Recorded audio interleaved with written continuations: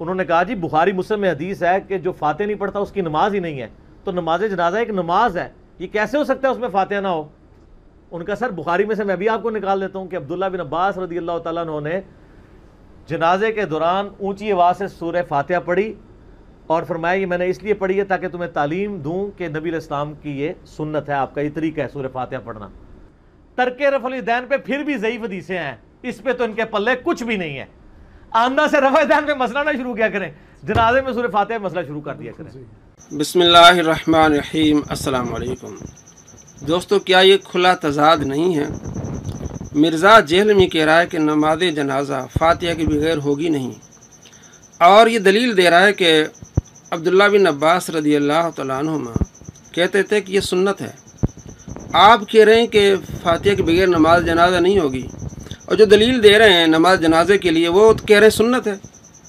آپ فرض کہہ رہے ہیں اور صحابی سنت کہہ رہا ہے، یہ تو کھلا تضاد ہو گیا، یہ تو آپ کی مخالف ہو گئی بات۔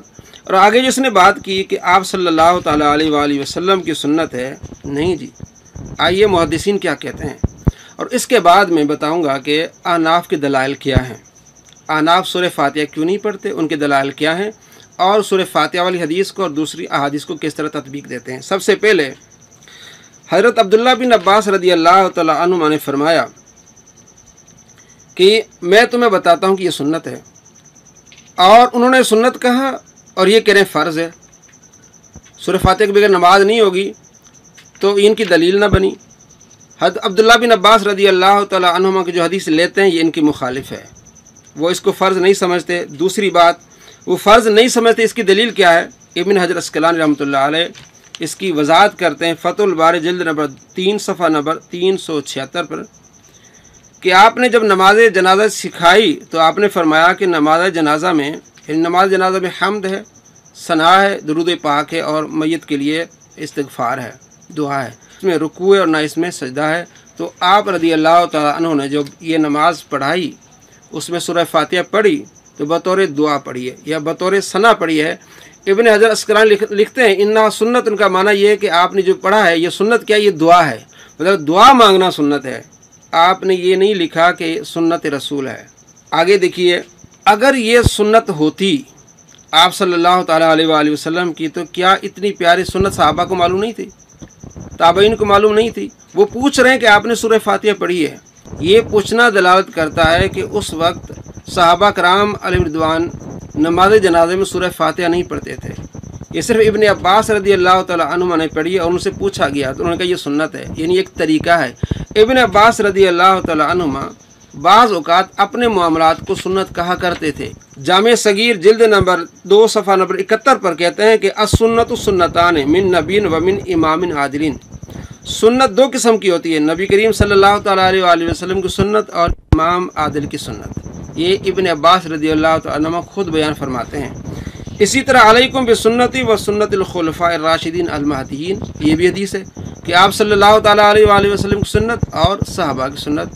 تو یہ ایک طریقہ، صحابہ کا طریقہ، یہاں سنت سے مراد صرف طریقہ کہ یہ بھی ایک طریقہ ہے کہ فاتحہ کو بطور دعا پڑھا جا سکتا ہے۔ آپ صلی اللہ تعالیٰ علیہ وآلہ وسلم کے صحابہ نے اس لفظ کو استعمال کیا صرف طریقے پر، مثلا سنت پر بھی۔ صحیح مسلم میں حدیث ہے کہ آپ صلی اللہ تعالیٰ علیہ وآلہ وسلم نے شراب پینے والے کو 40 کوڑے مارے، حضرت ابوبکر صدیق رضی اللہ تعالیٰ نے بھی 40 کوڑے مروائے، حضرت عمر فاروق رضی اللہ تعالیٰ نے 80 کوڑے اسے مارے، فرمایا یہ سب سنت ہیں۔ صحابہ کا فعل بھی سنت ہے اور آپ صلی اللہ تعالیٰ علیہ وآلہ وسلم کا فعل بھی کیا ہوا، سنت ہوا۔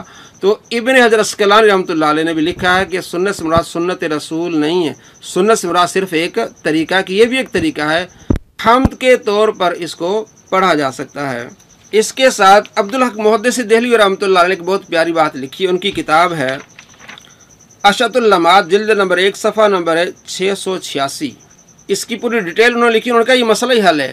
یہاں فقرأ بفاتحۃ الکتاب، وہ فرماتے ہیں کہ فقرأ آپ نے پڑھا فاتحۃ الکتاب، سورہ فاتحہ پڑھی آپ نے، فا تاکیب کے لیے آتا ہے، یعنی آپ نے نماز جنازہ پڑھی، نماز جنازہ پڑھ کے اس کے بعد آپ نے سورہ فاتحہ بطور ایصال ثواب پڑھی ہے۔ عبدالحق محدث دہلوی کہتے ہیں، جن کو وہابی بھی مانتے ہیں سنی بھی مانتے ہیں، وہ کہتے ہیں चुनाचा एहतमाल ये है कि आप यानी इब्ने अब्बास ने नमाज जनाजा के बाद जनाजा पर बरकत के लिए सूरह फातिहा पढ़ी, जैसा कि आज भी रवाज है। अब्दुल हक मुहद्दिस देहलवी इस हदीस की तशरीह करते हैं। अब आइए वहाबियों के इमाम इब्ने हज़म क्या लिखते हैं। कहते हैं और सहाबी जब कहे कि ये सुन्नत है या हमें ऐसा हुक्म दिया गया है तो ये मरफू नहीं है और ना ये कतई बात है कि वह नबी करीम सल्लल्लाहु ताला अलैहि वसल्लम की तरफ से है। अल अहकाम फ़ी उसूल अहकाम जिल्द नंबर 2 सफ़ा नंबर 72। इब्ने हज़म कहते हैं कि जब इब्ने अब्बास कहते हैं ये सुन्नत है तो मुराद सुन्नत रसूल नहीं है, सिर्फ बतौर एक तरीका है कि ये भी एक तरीका है कि इस तरह नमाज जनाजा पढ़ी जा सकती है। अब आइए अहले सुन्नत के दलाइल, अहनाफ के दलाइल।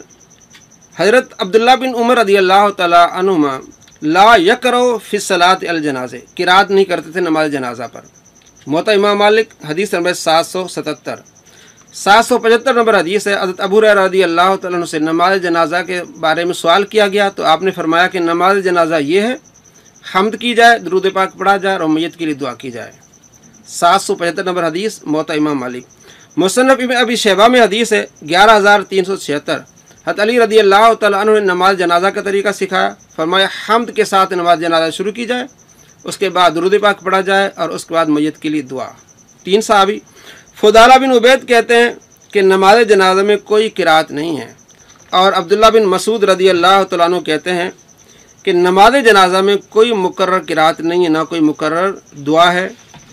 मजमू ज़वाइद हदीस नंबर है 4175 और सफ़ा जिल्द नंबर 3 और मुसन्नफ़ इब्न अबी शैबा में हदीस है 11404 कि अन नाफ़ि अन इब्न उमर कान ला यक़रउ फ़ी सलात अल मय्यत, कि अब्दुल्ला बिन उमर रज़ी अल्लाह तआला अन्हुमा की अमल था कि नमाज जनाजा में किरात नहीं करते थे।